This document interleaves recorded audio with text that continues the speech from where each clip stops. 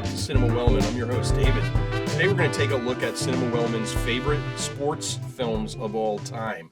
And what I've done is I've broken it down into two separate lists, and I'll explain why in a minute. The idea came to me from one of my loyal readers, listeners, viewers, subscribers, whatever, my cousin John. And John asked me I want to know what are your top favorite sports films? So challenge accepted. Here we are. We're going to break it down, and I'm going to separate this into two halves, like a good soccer match or like a good football game is separated into two halves. The first half is today, and the second half will be coming at you tomorrow. The difference between the two, the first half today, is going to consist of 10 films that are kind of off the beaten path, not quite about sports totally, but sports are related. So I kind of kept those separately, and they are a separate 10. The more mainstream will come at you tomorrow with the other 10. Now, sports movies are very unique in the sense that they can, like war movies, like westerns, be broken down into further genres. In other words, there are sports comedies, The Fish That Saved Pittsburgh. There are sports dramas, Rocky and Rudy, and all the Rockies and all the Rudys. Science fiction sports movies, Death Race 2000. Rom-coms. You ever see Fever Pitch? There's an English version, and it's about soccer. There's an American version, and it's about baseball. Jimmy Fallon and Drew Barrymore in the American version. And, of course, there are sports documentaries, Hoop Dreams, and a couple documentaries that we're going to talk about today as well. Now, because I've broken them down and because sports films are so unique, we're going to be talking about a lot of different films, okay? And what we're going to do, we're going to start with number 10, and I did rank them. This was difficult, but I did try to rank them because I rank other things that I do on the show, so I might as well do this. It was difficult. But we're going to start with number 10 from 1978, and the film is Heaven Can Wait. And again, is this a football movie? Yeah, it is. I mean, it's not all about football, but it's a football movie. This story was first told on screen back in 1941, titled Here Comes Mr. Jordan. And in that film, Joe Pendleton is a boxer. And in the updated 1978 version, Joe Pendleton becomes a football player, but a lot of the charm of the original remains intact for this remake, reboot. It was a reboot before they came up with that term. Warren Beatty directs, and he also leads an amazing cast. Julie Christie is in this. James Mason is in this. Jack Warden, who's one of the greatest character actors of film history, is in it. Charles Grodin and Diane Cannon play these conniving lovers that are trying to do away with Joe Pendleton. And Cannon's hysterical. I think it's her best role. This and Death Trap for Diane Cannon, to me, is the top for her. Now, this is a legit, you're going to hear me say that a few times, this is a legit movie. This was nominated for Best Picture in 1979. It lost to Taxi Driver, so, I'm sorry, it didn't lose to Taxi Driver. It lost to The Deer Hunter, which there's no shame in that, of course. Beatty was nominated not only for Best Actor, but to Best Director. Diane Cannon for Best Supporting Actress. Jack Warden for Best Supporting Actor. So this is a real thing. It's a sports movie, but it's a movie, and it was well received and critically received. I think my love of Julie Christie dates back to this. I saw this film when I was in high school. Julie Christie was and is mesmerizingly beautiful and just extremely talented. She's amazing. The story in this is terrific. The performances are exceptional. It's really funny. It's heart-wrenching. A little tear. Well, it doesn't take much. I cry at fishing commercials. My daughter's always telling me that. And again, is it a football movie? Well, yeah. Not quite like the two football movies that we'll look at tomorrow, but it is. And it's a must-see. If you've never seen it, you need to see it. And then go back and see Here Comes Mr. Jordan. Fantastic. again, the cast is stellar. You can't beat James Mason. He's just awesome. Number 9 on the list is on this list and not tomorrow's list because it's not a real sport. The film is Rollerball. The year was 1975. The director is Norman Jewison, and this is a treat. I will tell you, it's a fictitious sport, and film doesn't do that a lot. Basketball was one. This Rollerball's another. It's happened a few times. Does Space Jam count? I don't think Space Jam counts for anything. And listen, we need to get this out of the way right away. There was a remake, there was a reboot in 2002, and it was absolutely awful, and that should not be seen under any circumstances in any situation, period. Do not see that. See this. See the original Rollerball. It doesn't take place in a dystopian future as much as it takes place in a corporate-controlled future where the sport represents everything, and there's wars. They fight their wars on the Rollerball. What was it? It's a court, I guess. Ring, track works. The late great James Caan is Rollerball superstar Jonathan E., and he's gaining a little too much power in the eyes of the people and the corporations that control the sport. And since they control the sport, they kind of control everything. The sport itself is chaotic. It's ultra violent. It's roller derby-esque because they're on rollerblades, roller skates, and they go around a track. But other than that, it includes an extremely heavy ball that I think kills at least 2 people in this. Motorcycles are added, and lots and lots of spikes. I love when movies from the 70s attempted the future. And let's face it, a lot of that future was the 2000s, the 2010s. We're already in 2022. And to look back at what they thought the world would look like today is kind of funny. As the poster reads, in the not too distant future, wars will no longer exist, but there will be Rollerball. It's good. This is a treat. See it, even though it's not real.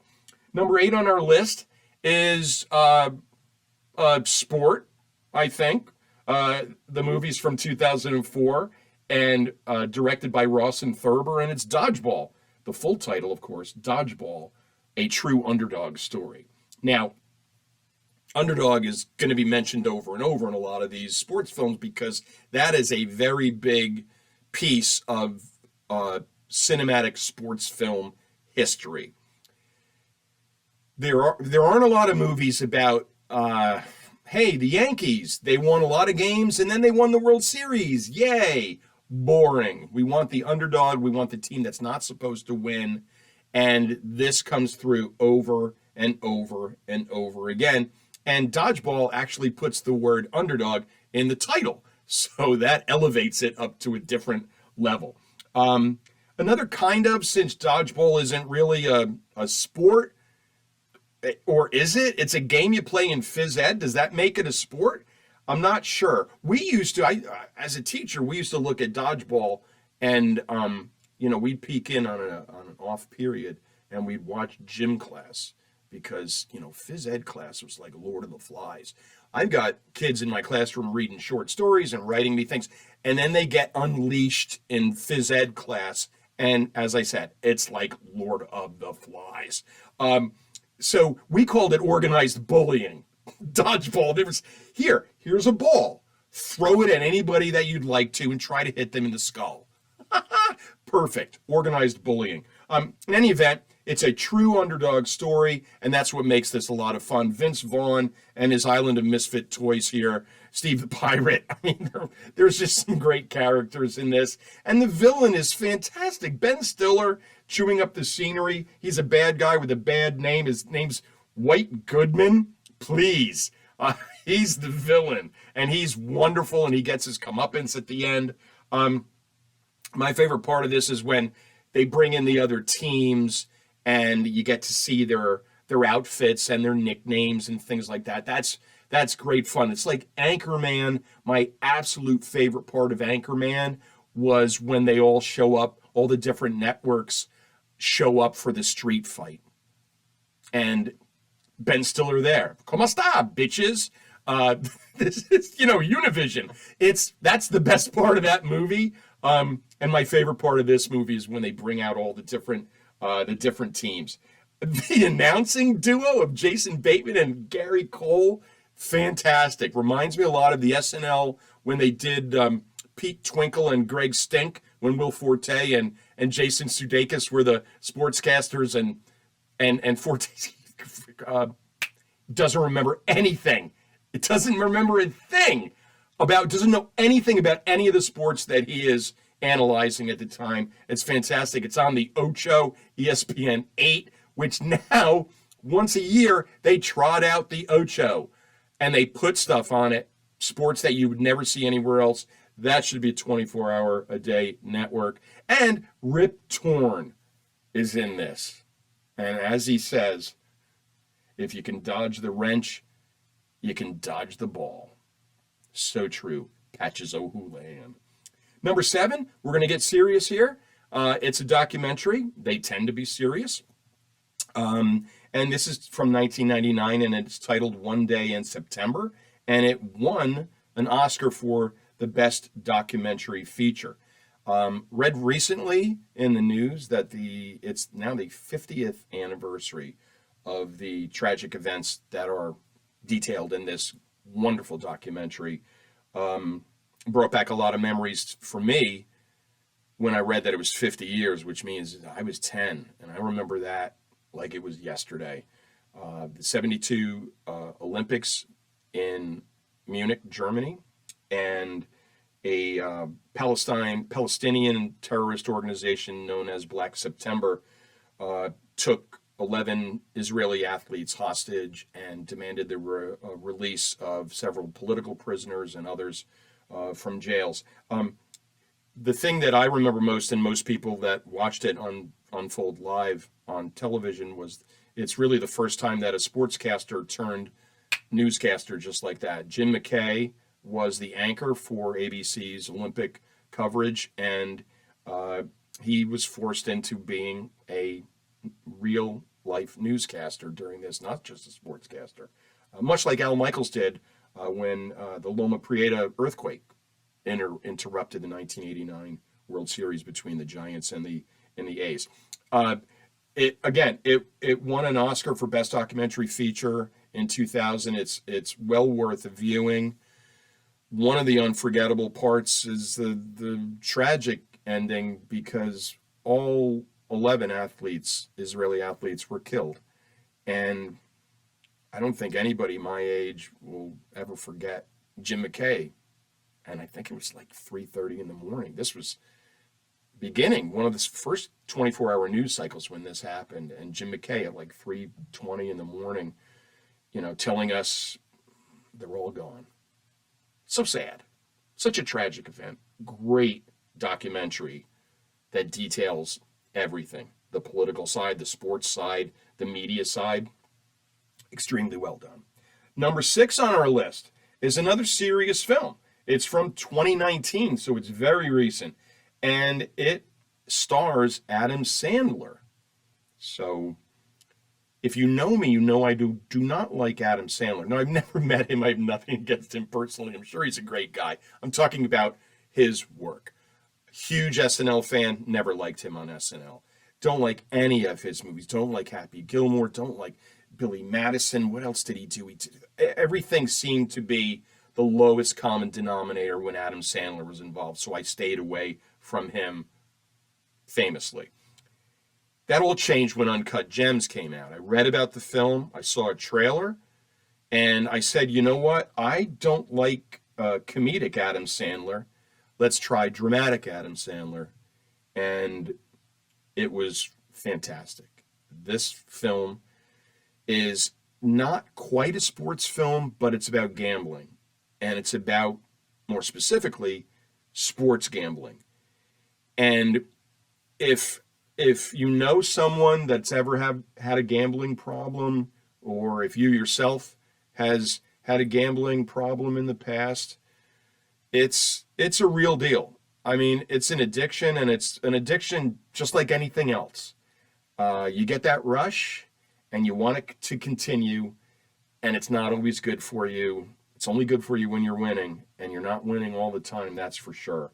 Much of this was white-knuckled, edge-of-the-seat viewing because, we're living and dying with Adam Sandler's character. He plays a very pretty successful jeweler by the name of Howard Ratner, and he's all jeweled up and he's successful, and but he's also a degenerate gambler, and this, of course, interferes with everything in his life. I mean, it's gut wrenching. It has a stunning ending, which shocked me, and I still think I want to watch this again. I've only seen this once, and it's one of those that I really want to see again. It was that good. And gambling is bad, kids, no doubt about that. They're making it easier and easier for you to gamble online in a lot of states, on your phone in a lot of states. Pretty soon, probably most states are going to have it, so you can just gamble from your couch. Be careful. That's all I'm going to say. I've been on that couch. Number 5, now we're going to get to some fun. We had a couple serious films in a row. Number 5 on my list is from 1998, and not only is it one of my favorite sports films, it's one of my favorite films of all time, and that's the Coen brothers, The Big Lebowski, starring Jeff Bridges as the dude. And I couldn't create this list without including The Big Lebowski. Now, some people will say, that's not a sports movie. It's got as much bowling in it. Actually, it's got more bowling in it than there are Christmas things in Die Hard. And we have to go through that every year for some reason. We have to have that debate of whether or not Die Hard is a Christmas movie. Listen to me now. It is not. It's an action film that kind of takes place during the Christmas season. It's not a Christmas movie. This one is a sports movie because there's bowling. I don't care that we never see Lebowski roll one frame in this. That actually makes it even better. Again, as I mentioned, one of my all-time favorite films. Love the Coen brothers. Love just about everything they do. That might be an upcoming episode. Top 10, bottom 5 Coen brothers movies. And I'll tell you this. If you've never seen The Big Lebowski, I will screen it with you. I will go to your place of residence, and I will bring my DVDs and my projector, and we will set up a theater in your house, and we will screen it together. It's that good. And it's so unbelievably quote-worthy. Hannah and I, our favorite is always, he thinks the carpet pissers did this? This is tremendous. You got to see it. And if you've seen it, you got to watch it again. Number 4 on my list is titled Logan, Once Upon a Time in India. It's from 2001, and if this sounds familiar to you, it's because I talked about it how many episodes ago? I have my episodes up here on the wall. That's right.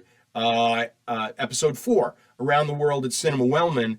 I talked about not only this film, but the next film on our list today. So Logan had, this was Oscar nominated for Best Foreign Language Film back in 2001. And that's the only reason I watched it, because on the surface, it had some, X's, not check marks. It's about cricket. X.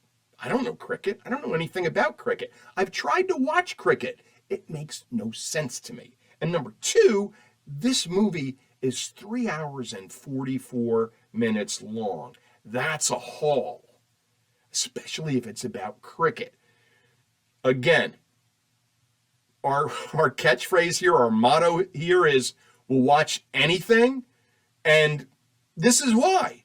Because this was lovely. This film, I was so pleasantly surprised at this. If you want to know more about it, read Around the World Cinema Wellman on the blog, or watch that episode if you haven't already watched it.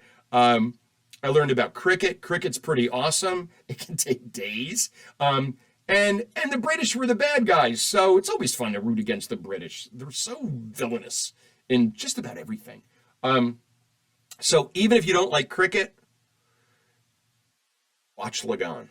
Maybe break it up into 2 halves, so it's not 3 hours and 44 minutes if you don't have the time for that. Number 3, again, also mentioned in Around the World with Cinema Wellman. It's from 2006, and it's a film from Iran, and it's titled Offside. And this film was featured, as I mentioned, in Around the World with Cinema Wellman, the blog and the podcast, so I'm not going to rehash too much. I'm just going to tell you that it's about fans trying to get into a soccer match. The catch is the fans are female, and they are, by law, not allowed entrance to any soccer matches in the country of Iran. This goes back and forth from being really funny and heartwarming to being very serious because of its subject matter. So on one hand, we have these young ladies that are trying to gain entrance to see the sport that they love, and they just want a glimpse of it live. They've never seen it. They want to go get in here and see it. And that's kind of fun. They dress up as one dresses up as a security guard to try to get through, and they're wearing costumes, they're disguising themselves. And that part's really fun, and parts of it are very funny. But at the core of it, it's still inequality. And you can't watch this without having that in your mind. How half of the population is treated so poorly in a country. And again, it's worth a watch. It's fun. More people that you're rooting for. You really want these young ladies to get into the game to see. So this is wonderful. This is wonderful. Again, that's Offside, and that's from 2006. The blog piece for this will also let you know where to find all of these movies.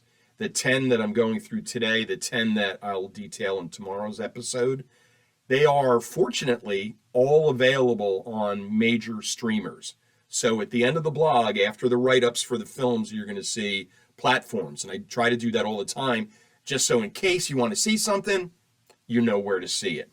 2 to go. Number 2 on the list is from 2018. It's another documentary. It's directed by Jimmy Chin. It won an Oscar for Best Documentary Feature. So that's 2 Oscar winners for Best Documentary Features. And Heaven Can Wait won an Oscar for Art Direction. So these 10 films today were nominated for a total of 12 Oscars, and they won 3 of them, 2 being the Best Documentary Feature. So this film is titled Free Solo. And if you know me, you know I'm afraid of heights. I'm terrified of heights. I'm petrified of heights. And I love this movie. So go figure. Sometimes I'm scared of rats too. I didn't like Willard. I don't like Ben. Scared of heights. Loved this. There's something about it that you just can't tear your eyes away from it. And part of that's the scenery. It details climber Alex Honnold and his attempt to be the first person to ever free solo climb El Capitan in Yosemite National Park. If you're not familiar with climbing terms, here is what free solo means.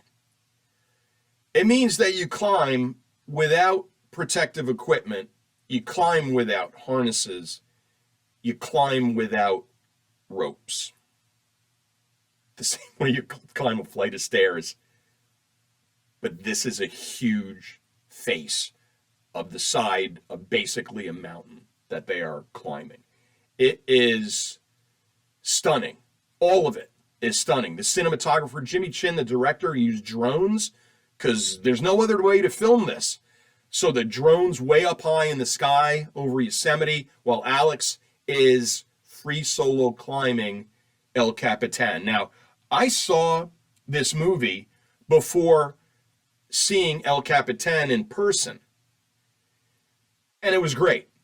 But I have to tell you, when I drove out to Yosemite and I went to see El Capitan.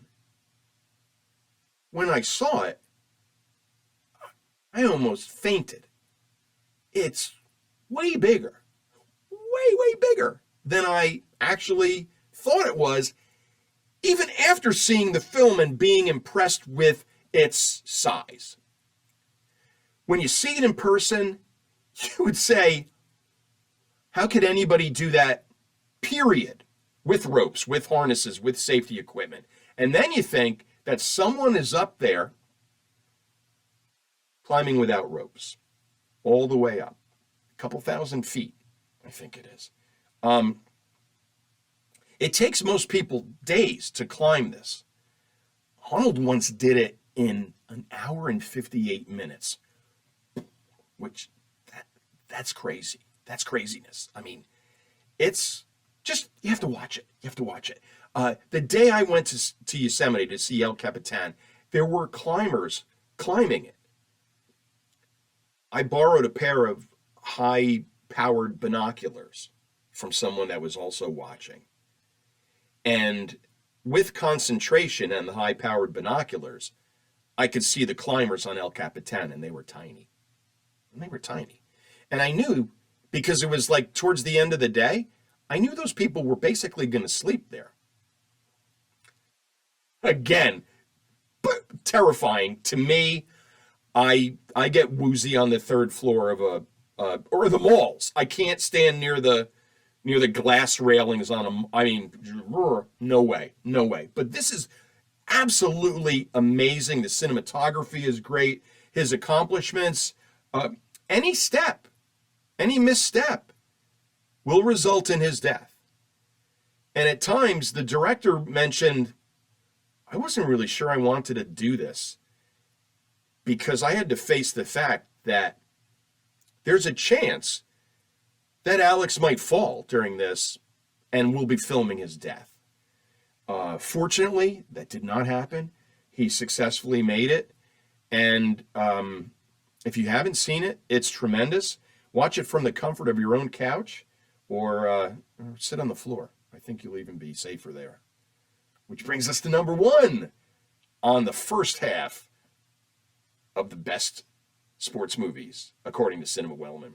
And it's from 2001, and it's another documentary, and it's titled Dogtown and Z Boys. And it's about skateboarding. And it's directed by skateboarding legend Stacy Peralta, and he does a fantastic job sharing with us the sport that he is so passionate about. Now, I've only been on a skateboard a handful of times in my life, but I've always been an ally to those who skateboard. I like those people. I like those people that they don't really care. And we're going to do what we want to do, and we're going to have fun. And we try not to hurt anybody but ourselves. The YouTube is filled with really bad skateboarding accidents, in case you ever wanted to see that. So this documentary is about the pioneering Zephyr skating team of the 1970s, and as I mentioned, is directed by skateboarding legend Stacy Peralta. So it's a documentary, so all of the former members of the Zephyr team are along for the ride and providing insight and things like that to their experiences. Again, this was the 70s. It's a weird time, and these kids, these young men were just, we want to skateboard. This is what we want to do. We don't want to go to school. We want to skateboard. Peralta later wrote Lords of Dogtown, which is a dramatic version of this film in a way, and that starred Heath Ledger. I prefer the documentary because I usually prefer fact over fiction. Dogtown and Z Boys features tons of stunning skateboarding footage when Zephyr was skating anywhere and everywhere in Southern California, especially in empty swimming pools. That whole half pipe thing, that was all from empty swimming pools. And they would basically scout the neighborhoods and ask around if anybody had drained their pool or was moving or selling their house where there'd be an empty pool. And they'd show up and they'd party there and they'd skate all night. And it's really, really great. This is a must-see for anyone who's ever been into skateboarding in any way, even people like me who've only been on a skateboard a handful of times in 60 years. It's good stuff. And that brings us to the end. That's the end of there's the first half whistle. The first half has ended. Now coming tomorrow, sports movies, the second half, featuring 10 more sports movies. These are the more mainstream ones.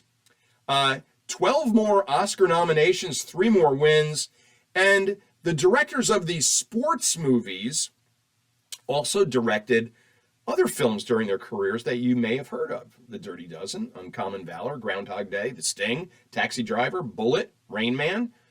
Those directors also made some sports movies, and we will be talking about that tomorrow. Again, if you're interested in seeing which platforms on which you can watch these films, check out the blog at cinemawellman.com. Follow Cinema Wellman on Instagram and Twitter. It's at Cinema Wellman. We're here on YouTube and Spotify. All you have to do is search Cinema Wellman for either of those episodes and email us at cinemawellman@gmail.com. That is it for today. I will come back and see you again tomorrow with 10 more sports movies. That's it. Until tomorrow, take care.